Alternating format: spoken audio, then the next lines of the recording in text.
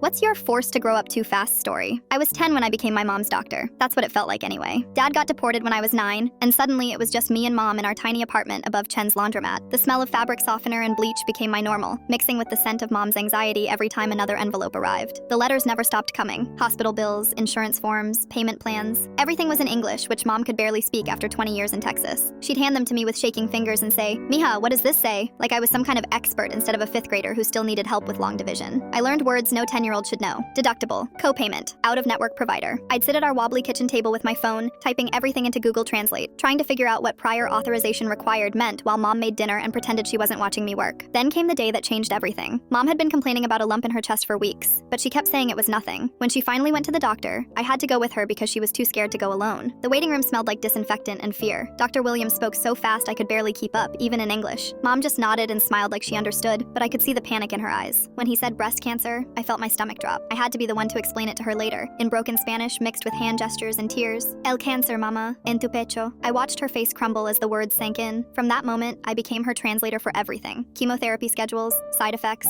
treatment options. I'd write everything down in a notebook with purple flowers on the cover, the one I'd gotten for school but never used for homework anymore. I stopped caring about math tests when I was calculating medication dosages. The worst part was the phone calls. Insurance companies would put me on hold for hours, and I'd sit there with the phone pressed to my ear, doing homework with one hand, while waiting for someone to explain why mom's treatment was denied. "I'm calling for my mother," I'd say in my most grown-up voice, hoping they wouldn't ask my age. "Can I speak to her directly?" "She doesn't speak English very well. I translate for her." They'd sigh like I was wasting their time, but they'd talk to me anyway. I learned to argue about coverage and payment plans like I was 30 instead of 11. I got good at it too, really good. Treatment days were the hardest. We'd take 2 buses to get to the hospital because we couldn't afford parking. Mom would hold my hand the whole way, squeezing tighter when the nausea hit. I'd bring books to read to her during chemo, but mostly I'd just sit there watching the IV drip and counting the minutes until we could go home. The other kids in the waiting room had parents taking care of them. I was the kid taking care of her parent. Nurses would sometimes mistake me for another patient's child and ask where my mom was. "She's getting treatment," I'd say, pointing to the chair where mom sat with her eyes closed, bald head covered by the bright yellow scarf I'd picked out for her. School became impossible. Teachers would ask why my homework was always late, why I fell asleep in class, why I missed so many days. I told them I was helping with family stuff, and they'd nod and move on. Nobody ever asked what kind of family stuff required an 11-year-old to miss school 3 days a week. My friend Katie invited me to her birthday party at Chuck E. Cheese, and I actually cried because I realized I couldn't remember the last time I'd done something just for fun. While other kids were playing arcade games and eating pizza, I was at home reading insurance documents and scheduling doctor appointments.